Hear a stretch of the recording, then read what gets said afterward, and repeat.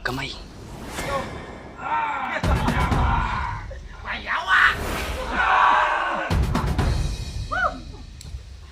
Pandamay.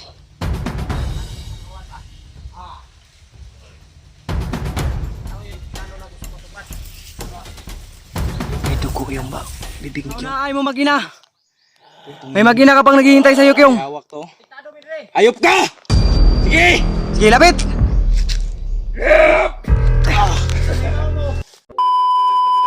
Mga tol, isang maligayang araw, mapagpalang araw sa ating lahat.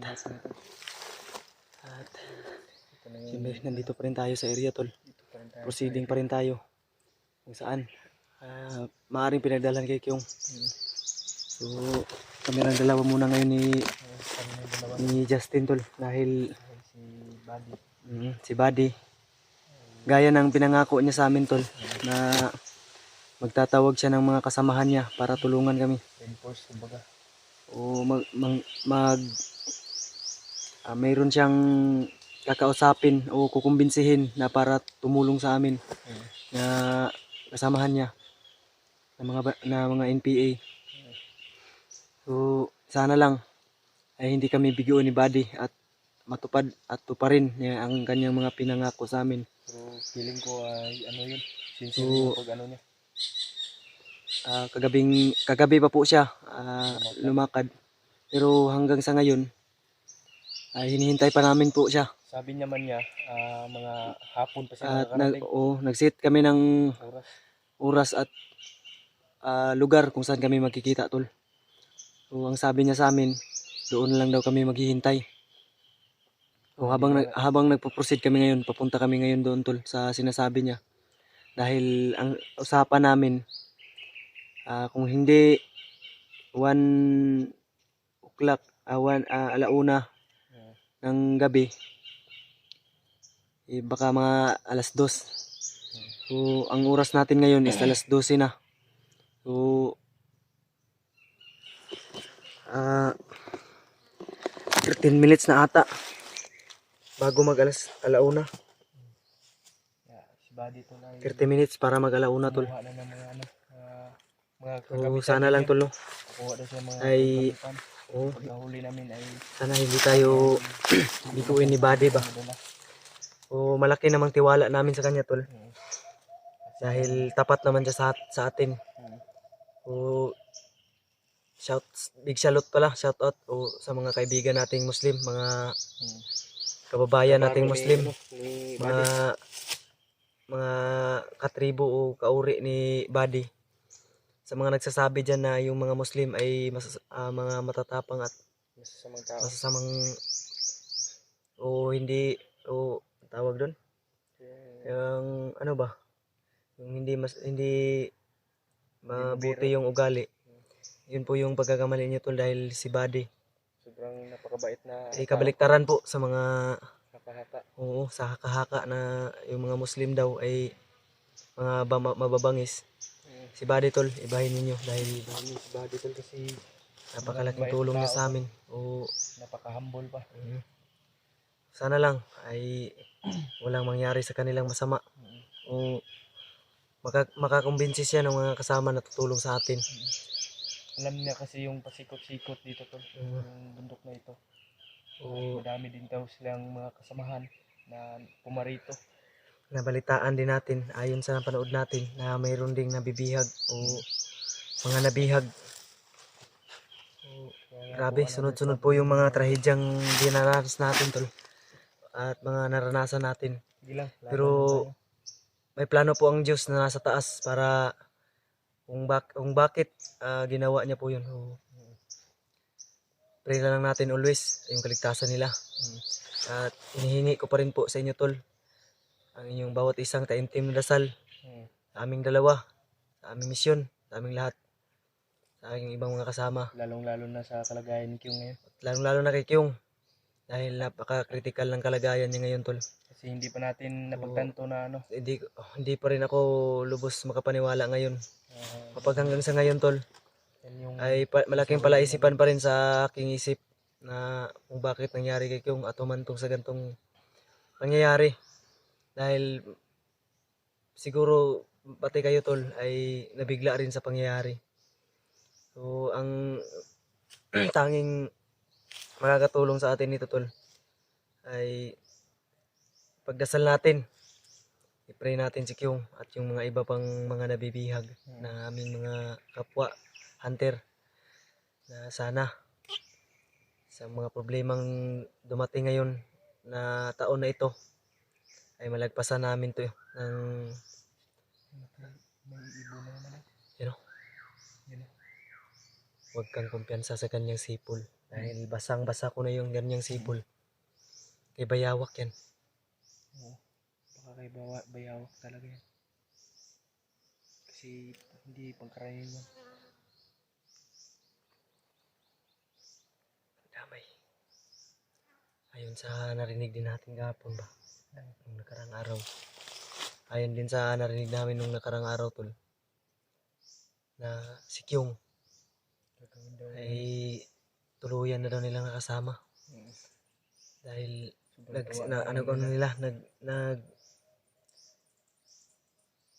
sa English pa ay nag-celebrate sila sa kanilang panalo. Dahil may bago na daw silang membro na gagawin daw nilang commander. Pero sa dito sa kalooban ko tol na hindi ako maniniwala. Dahil alam ko na alam nyo na palaban na tao si Kyung. Hindi pa At patalo yun. hindi basta-basta na hindi nila mabasta-basta yun na makasapi sa kanila. So sana lang tol na wala pong hindi ka nais-nais na nang ginawa kay Kyung o nangyari kay Kyung ngayon. Dahil nabalitaan ko tol, nag-chat po sa akin yung asawa ni Kyung na bukas ay manganganak na daw yung asawa ni Kyung. At ang sakit lang isipin tol. Kahit hindi ko man kaano-ano o kadugo si Kyung, ang sakit isipin na isisilang yung anak niya na wala siya. Siguro tol, kahit sino naman masasaktan dahil gimantong sa ganitong sistema o ganitong pangyayari. Diyos ko Lord, God, pagpasa Diyos na lang po natin lahat. So samahan nyo na naman po kami ngayon sa panibagong araw, panibagong exploration, panibagong hamon. Sana tol, huwag po kayong magsasawa na i-like, i-share, subscribe para lagi po kayong updated pag mayroon tayong bagong i-upload na video. At hit the notification bell tol para lagi kayong mangunguna pag mayroon tayong bagong i-upload na video. So, samahan nyo na naman po kami ngayon para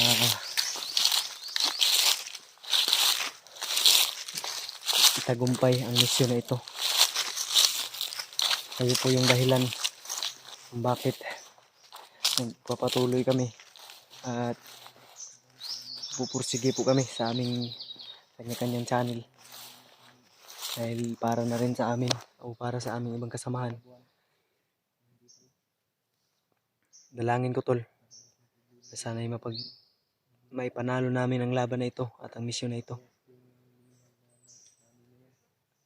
At isa rin sa tatanawin kong utang na loob kung sakali magtagumpay kami ay yung pagtulong ni Buddy sa akin tol.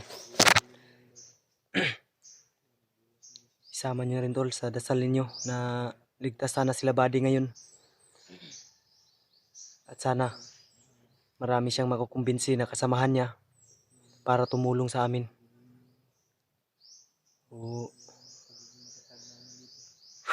Tara, samahan niyo kami tol.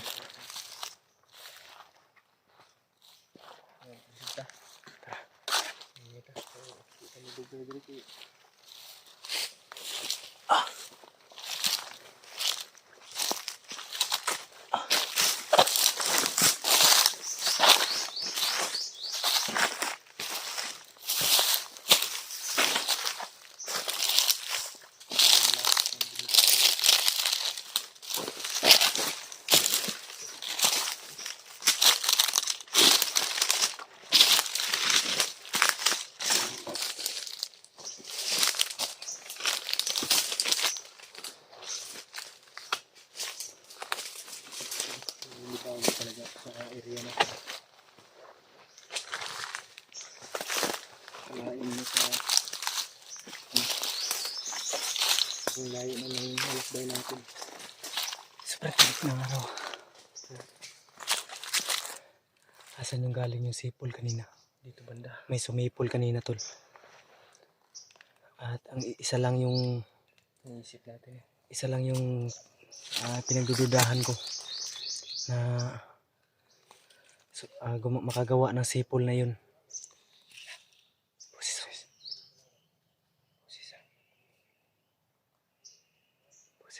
May busis ah. Kamingay. Saan banda yan? Saan banda? Yan sa kabilang mangga.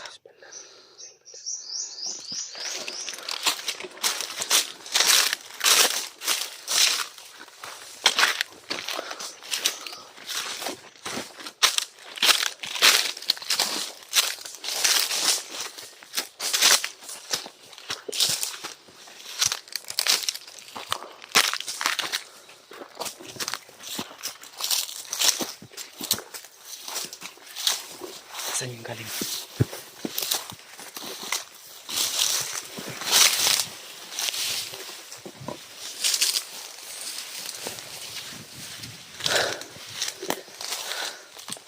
Malapit na tayo sa langit oh. 5 na lang yung pamasahe. 5 na lang yung pamasahe. Ang langit na. Iso na, higit tayo sa langit. Kamingay. Lapit na kasi tayo.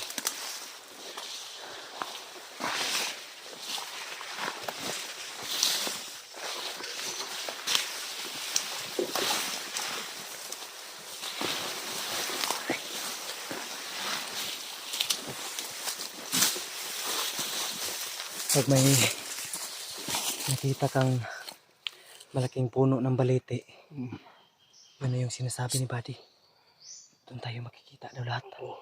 Doon tayo magtatagpo nila Buddy sa malaking puno ng balete tol. Yun yung sinabi ni Buddy sa akin. Asan yung galing? Sa street na bagi. Nakalaban. Yan may mga boses ha. Boses.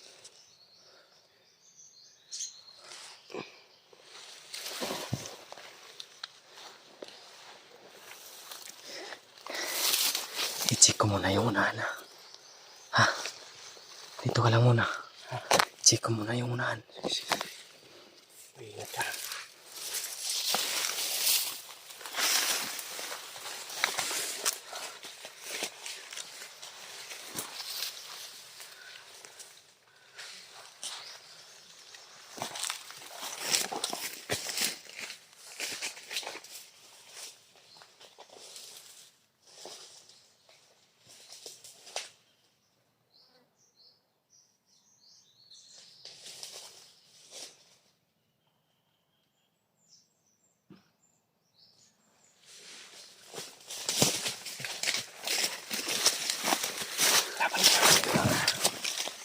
Nandyan si Kyung.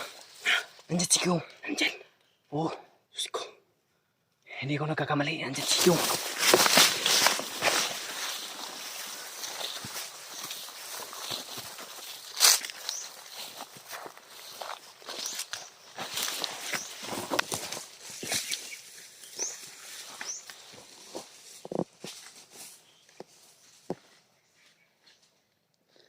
Ayun si Kyung tol.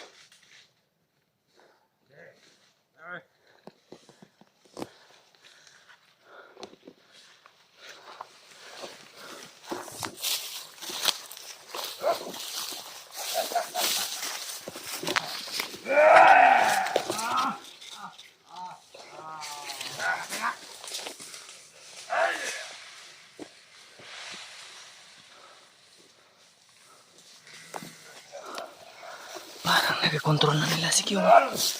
May pula na sa ulo si Kyung tol.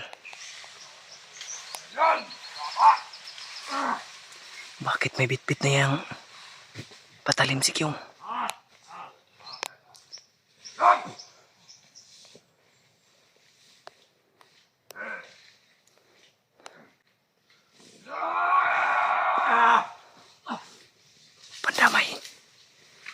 Jesus name.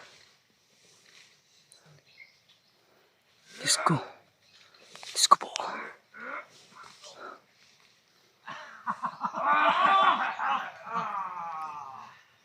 Pandamay. Pandamay. Kamay.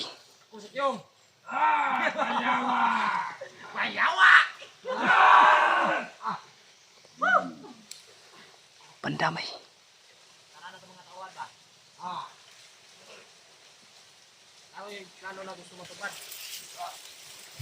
May dugo yung bibig ni Kyong.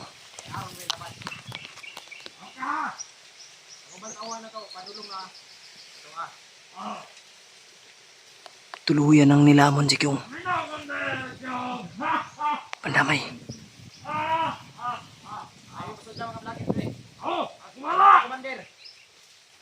Di maaari to. Nahuli na tayo.